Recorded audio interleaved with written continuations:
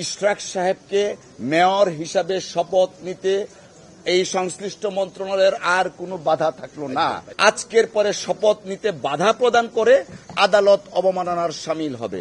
রায় দিয়েছে, সে রায়ে তাদের আবেদন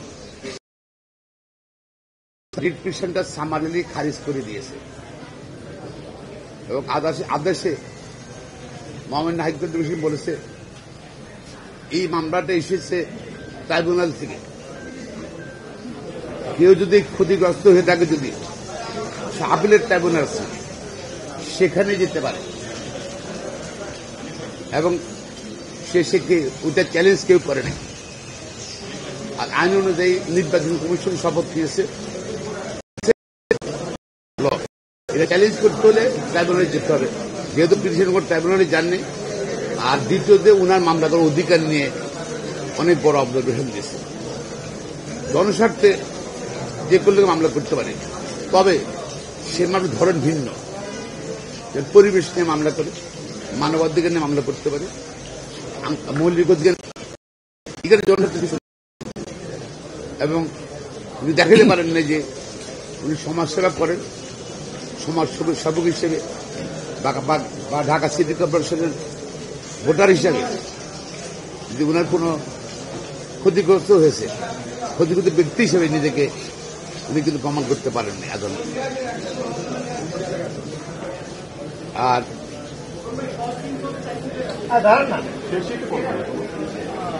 এবং আদালত আরো বড় অবজারভেশন দিয়েই মামলাটা খারিজ করে দিয়েছে।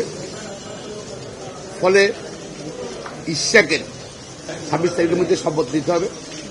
শপথ যদি না দেওয়া হয়, যেহেতু ট্রাইব্যুনালের একটি আদালত হাই কোর্ট অব দ্য কান্ট্রিতে চেষ্টা করছিল একটা মহল শপথকে বন্ধ করার জন্য, সেটা ব্যর্থ হয়েছে। আর যদি শপথ না দেওয়া হয়, সেটা আদালত অবমাননা হবে। যারা সংশ্লিষ্ট, যাদের নলেজ আছে মন্ত্রণালয় সম্পর্কিত, সবাই আদালত অবমাননা হবে। এবং আমরা কিন্তু আইনজীবীরা এর মধ্যে আলোচনা করে নিচ্ছি, নেক্সট স্টেপ কিন্তু কন্টেম্পট অফ কোর্ট। আমরা আশা করছি সরকার আইনের শাসনে বিশ্বাস করবে, রায়ের প্রতি আস্থা রাখবে। ট্রাইব্যুনাল এবং হাইকোর্ট ডিভিশনের আজকের রায়ের প্রতি আস্থা রেখে আগামী 24 ঘন্টার ভিতর তার শপথের ব্যবস্থা গ্রহণ করবে। লোক নেই, সে তো লোক আসছে লয়ার মামলা করতে পারে, তবে এইসব মামলা না যেখানে কনফিউজিং পার্টিস আইনে বলা আছে কারা কারা এই মামলায় পার্টি হবে। এটা সিভিল কেসে কিন্তু আমরা অনেকগুলো পার্টি করতে পারি, কিন্তু এখানে কিন্তু শুধু প্রতিদ্বন্দ্বী প্রার্থীরা পার্টি হবে, আর কেউ পার্টি হবে না। আর সুতরাং প্রতিনিধি প্রার্থী, সে প্রতিনিধি প্রার্থী নয়, সে আপিলও করে নাই, তার লোকাশ্রীটাই করে এখানে মধ্যে সেটাই। আর নির্বাচন কমিশনের ভূমিকার সম্বন্ধে নির্বাচন কমিশন কিন্তু কিছু করণীয় নাই। আমরা প্রথমে যেটা বলি যে in the name of PIL, অর্থাৎ পিআইএল এর নামে এটা private or party interest litigation. It's not PIL, not public interest litigation, it is either private or party interest litigation. তো party interest, political interest litigation. তো এটার মিনিংটা নিশ্চয়ই আপনারা বুঝতে পারছেন। আমরা যদি গত কয়েকদিনের ধারাবাহিকতা দেখি, এই স্থানীয় সরকার মন্ত্রণালয়ের উপদেষ্টা লয়ার নোটিশ ইস্যু করা হয়েছে, কোর্টে মামলা পেন্ডিং, যে কারণে শপথ নিতে দিচ্ছেন না।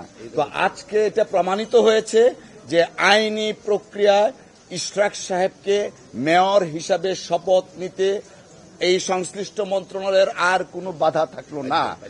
যদি তারা আজকের পরে শপথ নিতে বাধা প্রদান করে আদালত অবমাননার শামিল হবে। এবং সুপ্রিম কোর্টের আইনজীবীরা অত্যন্ত তীক্ষ্ণভাবে দেখবে, উপদেষ্টা যিনি আছেন তাকে কিন্তু কোনো রাজনৈতিক দলের প্রতিনিধি না, তিনি বিশ্বাস করতে শুরু করে পার্টির পারপাস সার্ভ করার জন্য তিনি কাজ করছেন। দেশের মানুষ সেইটাও বুঝতেছে যে কোন গোষ্ঠী, পার্টি, পলিটিক্যাল পার্টির পারপাসটা সার্ভ করছেন।